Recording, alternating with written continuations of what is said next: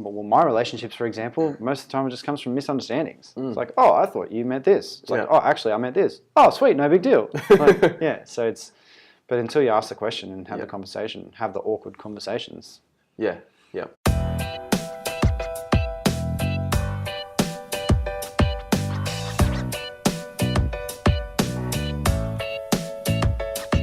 All right, welcome to the CrossFit by Design podcast. We're back. This is Tom and Brendan. How you going? I'm well. Yeah, we should talk about what we talked about off air right now. Off air. Instead of saying, how you going or how's your day, what would be the new thing you say to people? For those of you who are wondering what we're talking about, I have now decided that asking the question, how is your day, is a horrible question because it always just responds in good. Yeah. So, what success did you have today? Yeah. What was successful about today? The successful thing I had today was a coaching call with my coach. Okay. And the development of our kids program. Okay. And just I had a few questions answered on that are helping me move forward on that program. So that's exciting because it's cool to see the kids doing what they've been doing with the other coaches. Yeah. Back at you.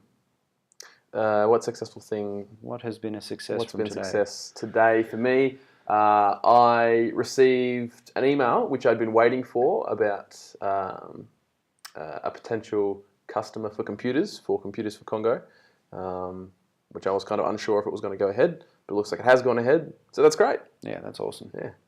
I now feel much better about my day. Yeah. For highlighting the success in my day. Strange. Instead of trying to filter through all the bad experiences I had. Yeah. Damn. Yeah. That's not that bad. Yeah. All right. What we wanted to talk about today is I guess you could say the relationship between coaches and athletes, at our gym, CrossFit by Design. We have 4 coaches, well, technically 5 now, with the kids course. So the question I wanted to ask is, why do people favour certain coaches over others? We obviously know people are different. People are always going to be different, and so they interact in different ways. But I mean, when it comes to a CrossFit gym in particular, and this can be applied to any school, whether it's a martial arts school, a classroom, whatever it is, everyone seems to have their favourite teachers. Why is that? Well, I don't think it's any different from having your favourite people in your life. You have them for a reason. You find them easier to talk to, easier to relate to. You have a better rapport for whatever reason. You know them from somewhere else. They share common interests, that kind of thing. I think it's a lot of the same. So obviously we all share the interest of CrossFit, but outside of that, age can come into it as well. Like if they're closer to your age, maybe you've got more to talk about, kind of thing. They might have a style that you really appreciate as far as coaching goes, because we all have different styles, and they might just sort of respond better. Yeah. I mean, we always try and adjust to suit what I've recognised is the style that you best respond to as a student. Yeah.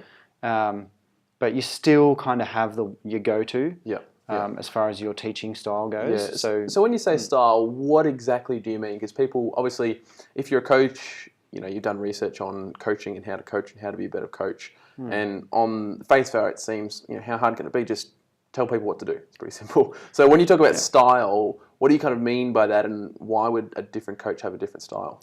Yeah, well, I mean, I like to think of myself as maybe a bit more relaxed kind of style in that I'll always explain the WOD and what's happening that day and everything like that, and maybe spend more time cueing people in the WOD. Other coaches might have more of a technical breakdown pre-WOD and sort of handle the in-workout stuff slightly differently.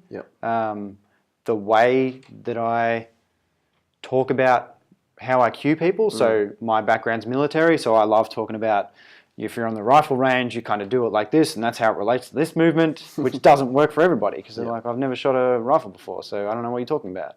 I usually like to try and find ways sometimes to relate it to people's job or just teaching in general, because everybody's a teacher of something in some small way. So I like to break it down like that. So that's kind of my style. Locke's style is completely different. And that doesn't make his style wrong. Like, we're both communicating the same message, but you hear the message better the way Locke breaks it down versus how I break it down. Therefore, I like Locke better because he gets me. Yeah. So if it sounds like, as a coach, there's certain things you can pick up about the person you're trying to coach, and maybe it's an experience or a job that they've had in which you can relate something you're trying to communicate to a particular thing they're familiar with.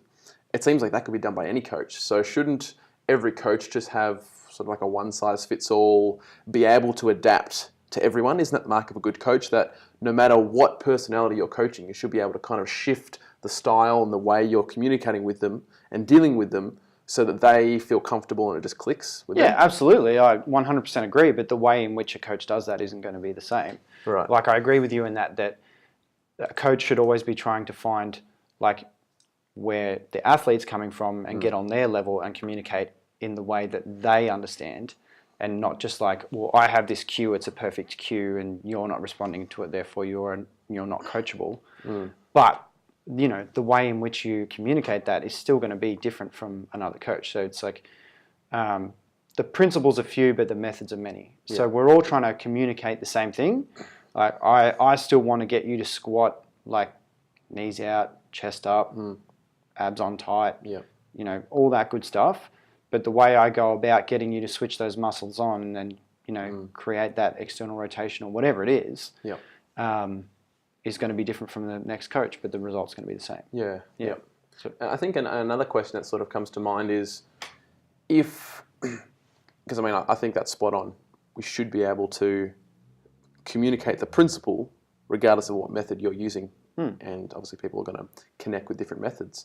But if there is a person, it could be in our gym, could be in any gym, or could be in any teaching environment, if there's a person who just really doesn't connect with a coach and they feel that, it's not working. And I think, you know, you could pose the question about what if someone doesn't like a coach? But I think a better question would be, often there is an intangible blockage between an athlete and a coach, you know, a student and a teacher. There's this intangible blockage that causes the learner to say, I just don't know what it is about them. I just can't. When he's around, when he's coaching, when she's there, when she's coaching, it just kind of gets a little bit frustrating. I can't get it. And sometimes the person might not be able to communicate it, properly to you, but they don't feel as comfortable around a coach. What would you say to, an athlete or a member who feels like that? They feel uncomfortable around someone, but they don't know how to put their finger on it and say it's because of that. What advice would you have for someone like that? Well, I guess the easy go-to would be to talk to that coach. But I mean, let's assume that they're uncomfortable doing that and they don't know how to walk up to that coach and say, I hate you. They don't know how to walk up to that coach. I did not see that coming. They don't know how to walk up to that coach and sort of break that down, get that out of them, because they'd be like, what's going on? What are you trying to say, mate? But let's say it's me they had an issue with and they couldn't quite put their finger on it. I would encourage them to go to you and say that to you. Yeah. And then any other coach at CrossFit by Design is pretty good at asking better questions, I think. So from that conversation they have with you, you could maybe talk them through maybe why they don't feel as comfortable. So let's say they come up to you and go, oh, hey Tom, I don't feel as comfortable around Brendan as I do around you. And you can just sort of start the conversation oh, okay, why do you think that is? And they're like, oh, I'm just really not sure. It's like, oh, was there any one time where it sort of clicked for you that you felt uncomfortable, and sort of go down the rabbit hole and just ask the questions and then help them understand it. Yeah. And then once they understand why they feel that way, you can kind of go from there. Because the answer is going to be, it depends. It depends. Yeah. But that's a good starting place, I think. Go to somebody you are comfortable with and talk to them about it. Yeah.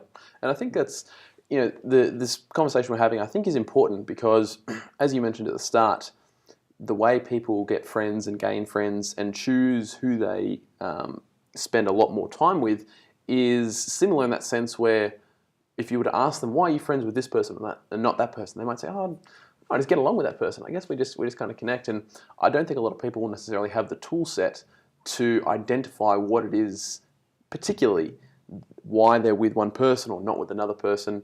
And so I think if people think about this and spend a bit more time about understanding, okay, something's not quite right here, I don't feel comfortable, and then rather than just being like, yeah, well, this gym just mustn't be right for me, or we just don't work well together, so I'm just not even going to bother spending time with it.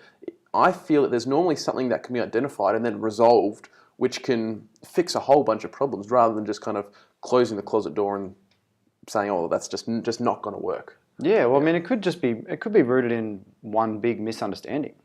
But yeah, the only way you're going to find that out is to investigate it a little bit. Yeah. And that's usually where most disagreements come from in most relationships. Like, I'm not an expert there, but misunderstandings in my relationships, for example, most of the time it just comes from misunderstandings. It's like, oh, I thought you meant this. It's like, oh, actually, I meant this. Oh, sweet, no big deal. Like, yeah, so it's. But until you ask the question and have the conversation, have the awkward conversations. Yeah. And I guess that's probably the biggest takeaway is, I mean, you can apply this to friendships or not just, coaching at the CrossFit gym, but any situation, just ask. Just talk about it. More often than not, the other person isn't going to be offended or like, oh, what are you talking about, bro? You're just a jerk. That's why we don't get along. Just stop being a jerk, everything will be okay. I might be like that. But, just to start the conversation, and more often than not, the other person, people are pretty reasonable, especially in this culture. People are pretty reasonable. If you start a conversation, and particularly if you start with questions and say, look, can you help me with this? I'm not sure. Most conflicts can get resolved in that way. So absolutely. I mean, for all they know, it could be all beer and Skittles. They're like, oh, I didn't even know there was an issue. I thought, well, cool. So yeah, sooner rather than later, have the conversation that you're not so keen to have. Yeah. But we all kind of know I'm the best coach. Everyone. Yeah, I'm the favourite, of course.